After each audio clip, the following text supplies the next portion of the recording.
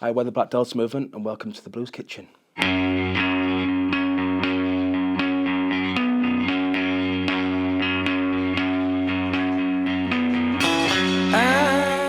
The Black Delta Movement released their debut album, Preservation, in August of 2018. The album is an atmospheric rock and roll triumph, drenched in psychedelia, garage and blues. We met up to discuss the record, hanging out with Anton Newcombe, and the band perform a gutsy version of Got My Mojo Working by Muddy Waters. And while you're watching, subscribe to the channel for regular episodes of the Blues Kitchen Presents. Black Delta Movement. Yes. Welcome to the Blues Kitchen. How you doing? Yeah, I'm all right, you? Thank you. Thanks for coming and joining us at Love Electric Studios today. Yeah, thanks for having us. It's been really fun. Really It's cool, enjoyed it. right? I mean, yeah. hearing you guys perform today, I haven't seen you live before. I've heard lots of things through mutual friends. Yeah. But when you kind of walk in with your gear and you put it down, I wasn't expecting this kind of psychedelic wall of sound stuff going on. But more on that in a moment, and we'll hear your version of Mojo Working by Muddy Waters. But let's talk about your record. Yeah. Preservation, which Yes. is out August of this year. Yeah. And recorded down in South London at Love Buzz Studios, not to be confused with Love Electric. Maybe you could tell us a bit about the recording. Well, we've been in the band for 8 years now, haven't we? And we've done like a lot of EPs and singles and stuff. And we're supposed to go record just a single with Mike in May, but for whatever reason we had to cancel it. So we just said, let's go do an album. It felt like time as well. Like Such a flippant remark. yeah, so just do an album. Don't worry about it. No biggie. Yeah, it was like, it felt like if we didn't do it then, we wouldn't ever.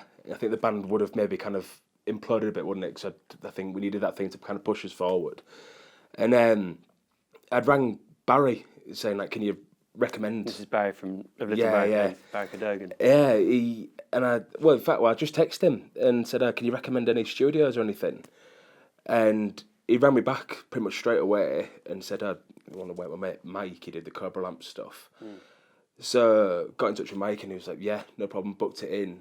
And because we had so many songs that either we'd recorded but we'd grown since or we'd never recorded, it was one of those where we wanted to kind of preserve them. That's where the name came from. So Oh, really? Yeah, Preservation, literally. actually just almost like a historical document. Basically, moment in time.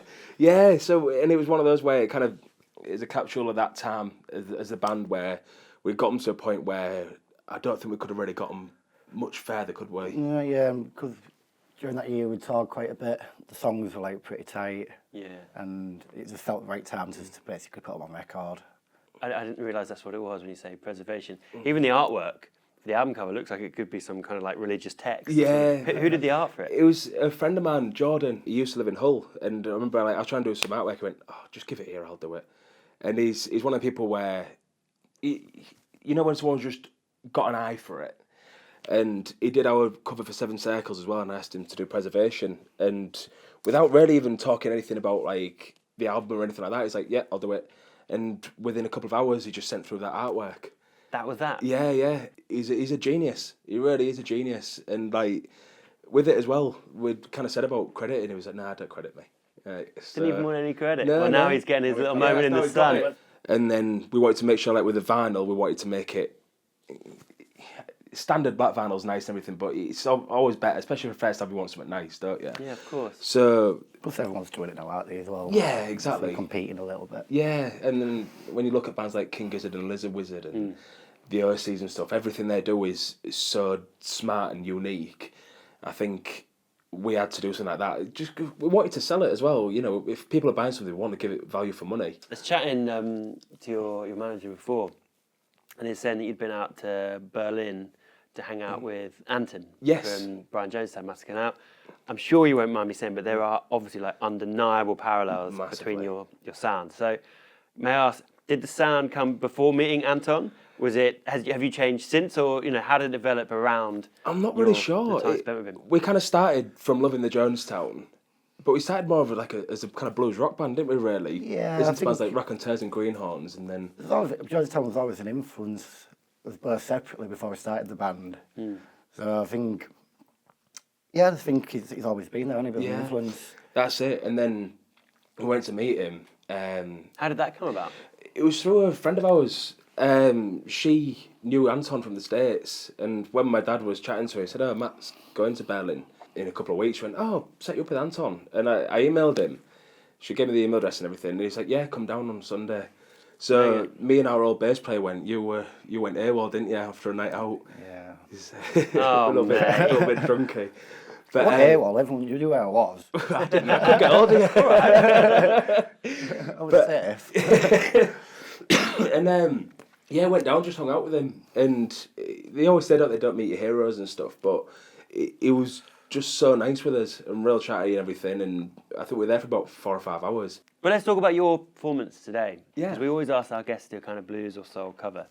And people quite often come back and they might say, well, I'm going to do this tune by this obscure artist or this. But you went like straight in with a blues jugular, if you like. You went for a Muddy Waters tune, so you did Mojo Working. Yeah. And can I ask why you picked that? Was it because it's holds a place dear to your heart? Is it like the first blues tune you heard? I think it's more the groove than anything. Yeah, I just felt like we had to do something with a bit of pace to it, a bit rockier. Like a standard like blues track. It just seemed to feel right when we practiced it the first time. You said that you were in a kind of more of a blues rock thing before you started Black Delta Movement. What kind of tunes were you doing then? It was to be honest, one of the things that really kind of got us in was some of the newer stuff like the Greenhorns and stuff like that. But like my dad showed me so many things like Howlin' Wolf and stuff like that, and my grandpa was a real big jazz fan, so I've kind of grown up around all these kind of things. Like at home, my grandpa saw like Buddy Rich, Gene Krupa. Really? I've got their autographs at home somewhere. Oh yeah. Yeah. Where do you see him? It's just in Hull. I think it's the ABC in Hull where there's videos of the Rolling Stones playing there and that as well. But yeah, so we kind of grew up about it, and I think that's just how. It's like a natural start for us, wasn't it? Yeah, really? well, I used to be more like, especially in the open, I used to be in College James East Syndrome, who Carlos used to drum for as well. We used to sound check a lot with Walking My Shadow by Free. Yeah. And I used to get like a lot of good response around like Hull and the Yorkshire circuit. People going like, bloody hell, like in Hid Free for a long time. Our band was playing it. They're kind of famously the most underrated band. Yeah, like my favourite guitar player is Paul Kossoff. And, Okay, cool. So yeah, for me that was my route into sort of getting into the blues, was obviously through listening to like the Beatles and the Stones. And then starting to discover bands like Free and 10 years after. And so yeah, that was my introduction to getting into the blues, listening to Free. And so what about the actual tune Mojo Working as well? I mean, you said about a bit more pace, but is there anything you maybe have taken from learning that tune that you've applied to your own stuff? Or like when you first got that up in the rehearsal room, what was maybe a challenge about taking it on? One of the big ones that I kind of thought was making sure I had the groove there, because the song's about mojo, you've got to have that there. Yeah. So I wanted to make sure that was there, kind of thing. I reckon it's time to introduce your performance. If that's all right. We are the Black Delta Movement, and this is our version of Got My Mojo Working by Muddy Waters.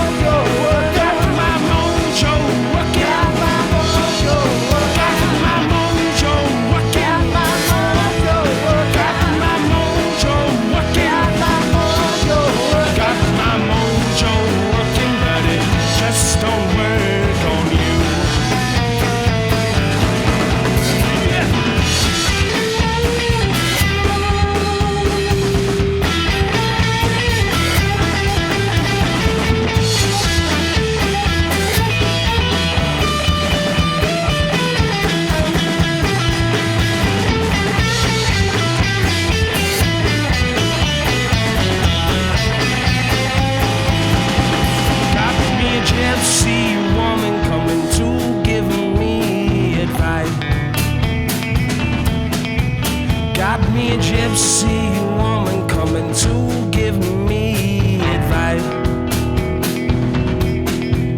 I got a whole lot of tricks to keep in her on ice. Got my mojo working. Got my mojo working. Got my mojo working. Got my mojo working. Got my mojo working. Got my mojo working. Got my mojo working. Got my mojo working, and I don't know what to do. Got my mojo working. Got my mojo working. Got my mojo working. Got my mojo working. Got my mojo working. Got my mojo working. Got my mojo working. I just don't work on you.